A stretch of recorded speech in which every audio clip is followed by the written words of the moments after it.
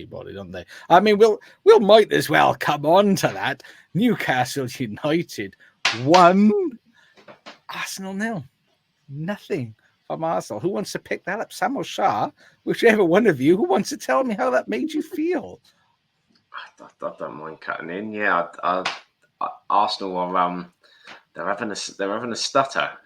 They've gone all the way up to Newcastle and suffered another loss.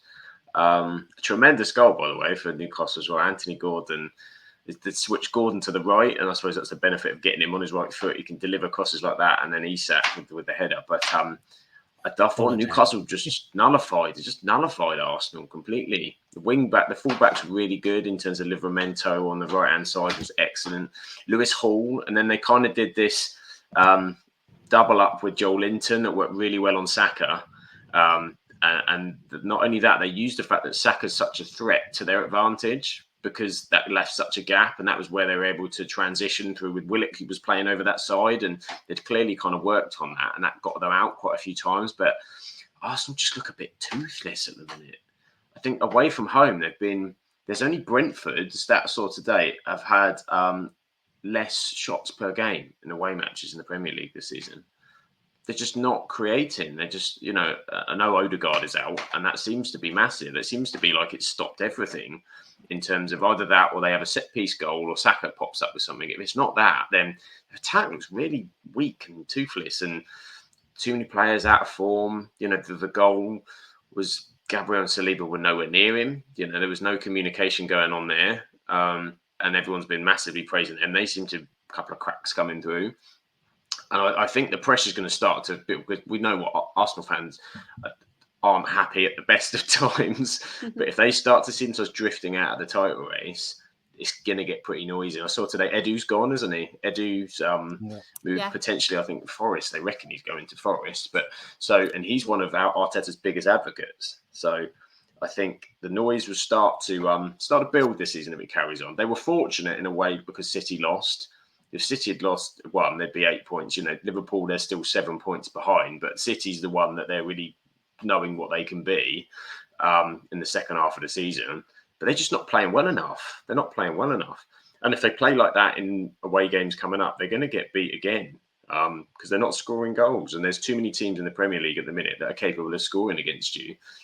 If you're not carrying the same threat the other way, it could get a bit rough. I mean, I think if the results had gone against them, they could have been like 7th or 8th, which I'm sat in 13th, so they're not too far away from me then.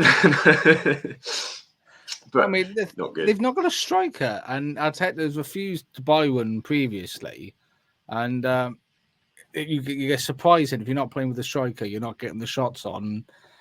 It is that stubborn bit of arrogance that I'm right regardless. It's not working. I mean, we'll touch on Newcastle in a moment. I know Stevie's put some comments in the chat about Newcastle, so we will pick up on them. But we'll just take a quick look at Arsenal for the moment. I mean, Char, did you catch the game?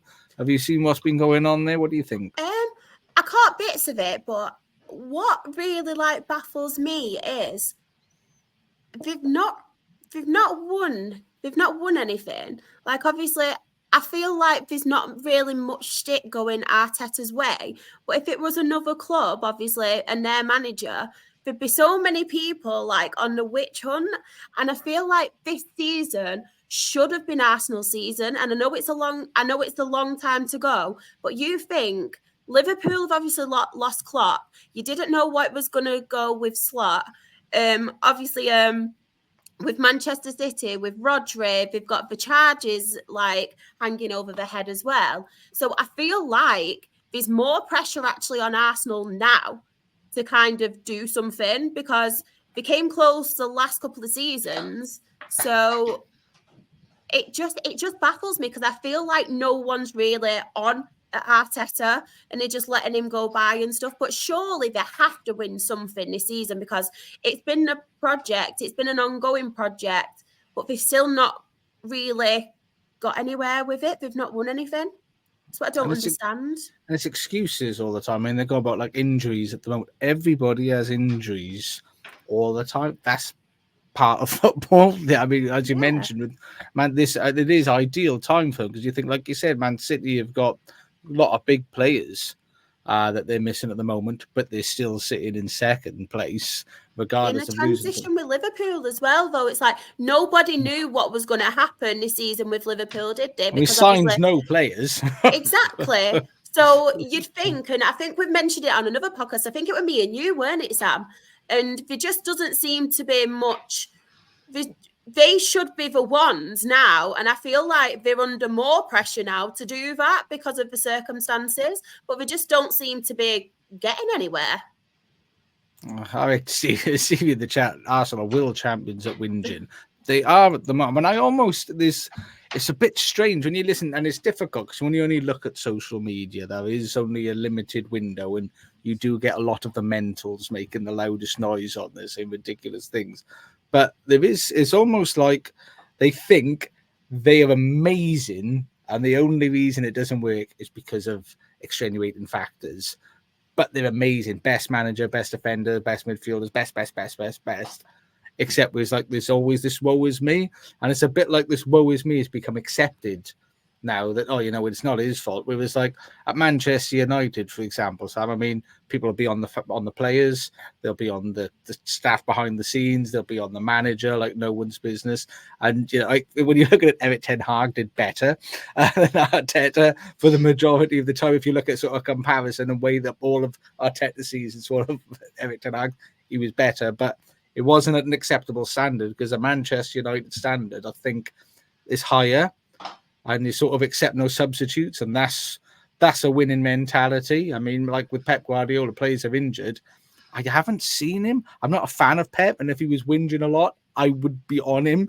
But I don't see him going, oh, well, this guy's injured, that guy's injured, that guy's injured. And they still got their standards up here, and they're still pursuing and chasing that. Whereas Arsenal, there's like this acceptance that it's the referees, is injuries going on, it's a bit bad weather today, I tripped on my way into work, I had a flat, there was a leaf blown onto the, it's just anything seems to be hitting them at the minute. It's like with Arsenal though, and I've been in Twitter spaces where I've listened to like Arsenal and United fans like have it out, and Arsenal fans always use but we've got Champions League football, and it's like, but you've not won a Champions League or a trophy to show that. And as much as you have got Champions League football, Manchester United last season won a trophy.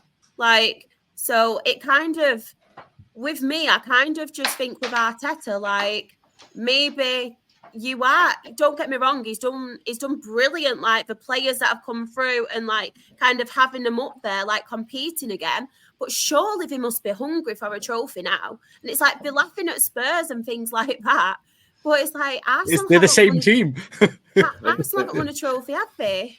They haven't done it, and as you said, Charlotte, but we're in the Champions League. That's exactly the mentality that they hated under Wenger.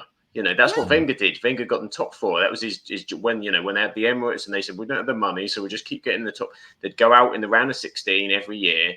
But what's kind of got me this season with them is there's this kind of this decision that because they're so good in the Premier League that we're in the shot, Champions League, we should be Champions League, Champions League and Premier as well. You've never won it in your history. To win the Champions League is a massive thing. There are many good sides around Europe that have great teams that do it. That suddenly they're going to win both. You're like, you've not even won one. Like there seems to be they're going to hit that. They're going to hit that height, and they just need to get over the line with something. So get over the line with something because it's all about, we have a Man City there and they're doing it. Liverpool know more than anybody else that Man City have been a pain in the arse, and Liverpool have taken them toe to toe. But Klopp came back and came again and was winning Champions Leagues and other trophies around that kind of period.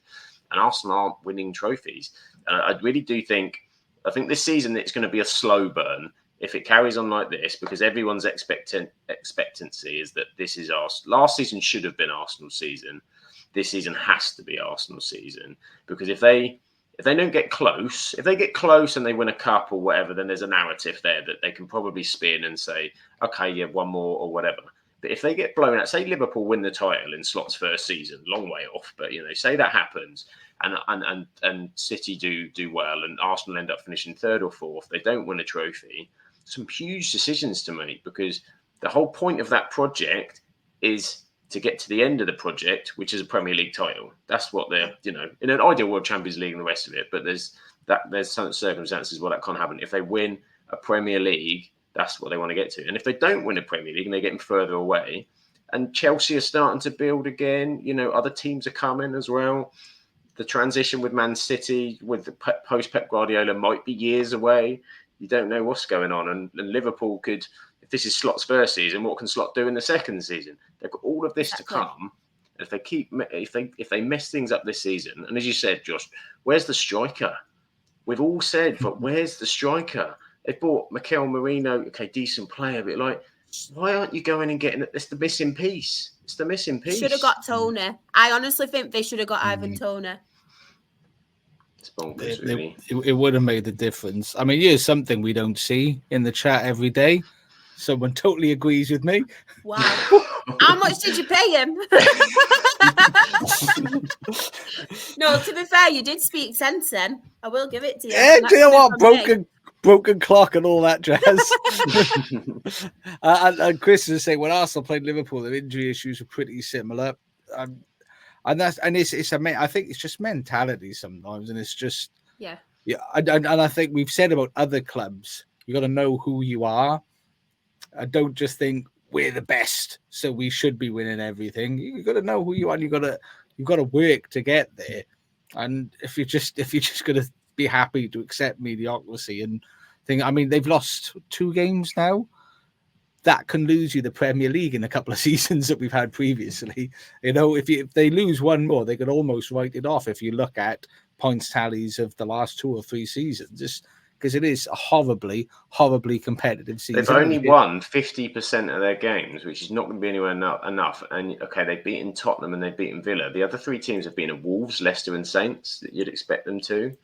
That's not. I know Villa and Tottenham are both away, and they all point that we got that point at Man City. You're like, yeah, but you've just blown it with the last two losses that you've had. That point now is not as good as it was a month ago. That's now looking trouble. Same with the Liverpool result. If that had come off the back of 6 wins or whatever, you go, okay, you can live with that. But 3 wins without a loss, and they go away to Chelsea next.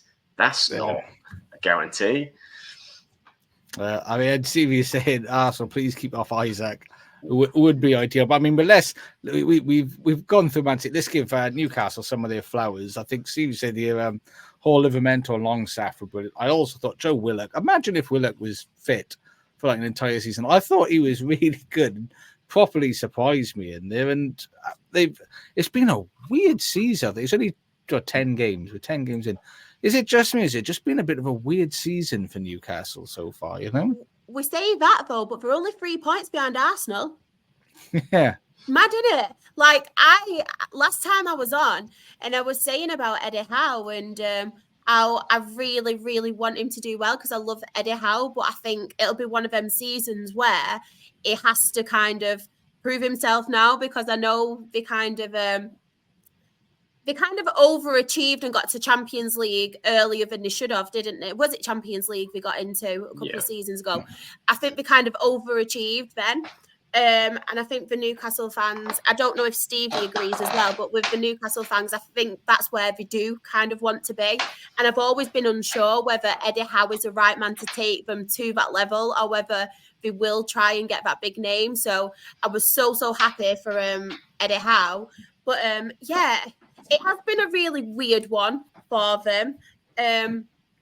Especially if they've had players obviously coming back. I know Isak has had the odd injury here and there. Was it his toe? Was it a toe injury? And I think he was obviously a massive miss when he was out. But I think if you get Anthony Gordon and Isak scoring the goals, I don't think they will have a problem. I think that's what they do need to do. I think the main thing is for not Arsenal, for Newcastle is they do struggle with injuries, don't they? Quite a lot.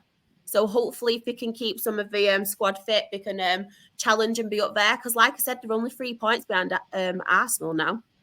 And I think they played quite well, I think. And it's a dogged performance because it's a good Arsenal team. But I thought they did really well. Stevie, I would say, you think Howe's trying to find balance in the side. Yeah. And sure, but Bruno, Tonali, Joe Linden in midfield. I love Tonali. And do you know what? Joe Linden's just surprised me. I thought he was all right before he came, and obviously Steve Bruce trying to play him in a position that he doesn't play in. Sort of would have thrown him a little bit. But yeah, there's some good players and trying to make them work. And again, I like Joe Willett. I think he's quite good. And was he ex-Arsenal? Yeah. They bought him off ours about 28 million or something, I think. Yeah.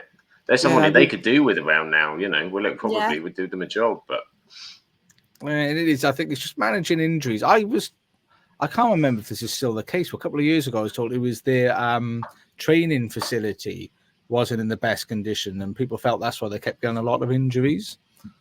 But I don't know. They said Steve was saying missing pace at centre back with Botman out long term. I think Dan Burn's not the paciest man in the world to have back there. So yeah, bless him. I love Dan Burn. I know, and I did I did read somewhere, again, I'm not sure if this is right, but there was a feeling that they might not be spending, the Saudi spending plan might not be as aggressive or ambitious as it once was. I'm not sure how accurate that was, but that's something I read which could be a pain in the arse. But as we said, it seems to be more of like a team sport this season at the moment. See, we also he don't want much then. So you want more balance in midfield, another centre back, and an elite right forward. But I don't think Bournemouth will give you Semenyo though. I don't think that's happening. But what's a game